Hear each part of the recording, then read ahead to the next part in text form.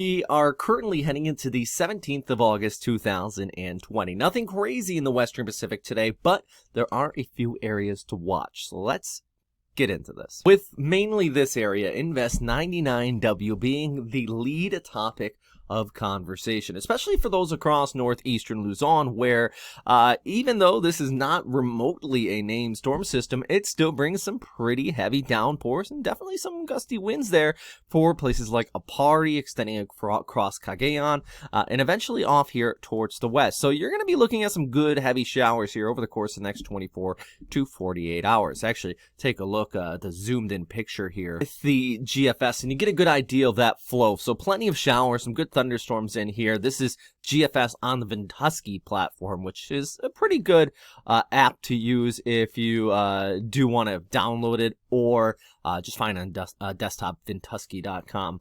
But anyway, so you get that flow coming around from the north. That basically means we're still going to be looking at good heavy showers as this passes by us towards the north and eventually moves off towards the west with that flow coming in from the south. So by the time we head into your Monday evening, Tuesday morning, we'll start to see conditions begin to break up as this continues to move off towards the South China Sea. Pulling back the picture, though, as this storm moves further towards the west into the South China Sea, sea surface temperatures are very warm and might improve conditions out here for development. And you take a look at the Euro model, GFS, more aggressive even than this, of developing something, probably a named storm system, towards the south of Hong Kong, if those models hold together.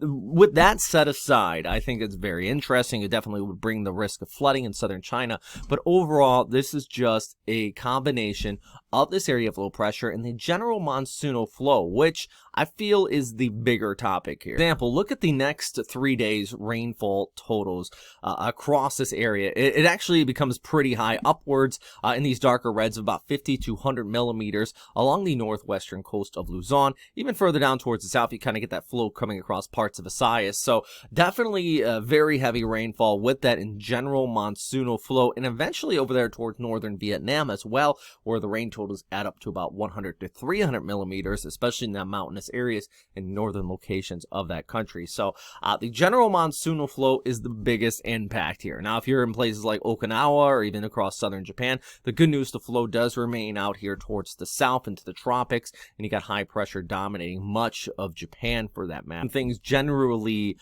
dry across the north here, while all that flow continues to push across the south as that area of low pressure begins to spin up. So the main points with this entire update is that, yes, there is an invest area here, probably going to start to track off here towards the west, could even spin up into an area of low pressure, a tropical depression.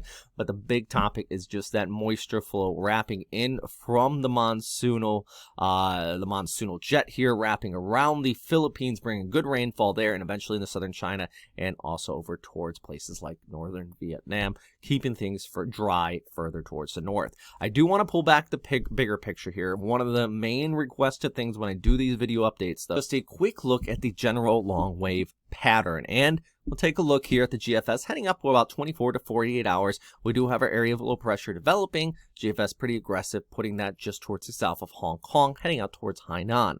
Then as we go a little bit further ahead, here we go about 150, 160 hours. Nothing really out there. Something does come up here in that monsoonal flow, which is to be expected, but it keeps the easterlies relatively calm as we go all the way out even to 360 hours. Now, does that mean, is that the gospel? Does that mean that nothing is going to happen? No, but there's nothing there that raises any red flags to me, at least at this time. For example, even though we look out here into the general satellite picture, we have an area of convection here, but that's kind of getting sheared off. Same with this right here. Nothing too deep and nothing too scary that I feel we should worry about at this time. It's all about this guy right there.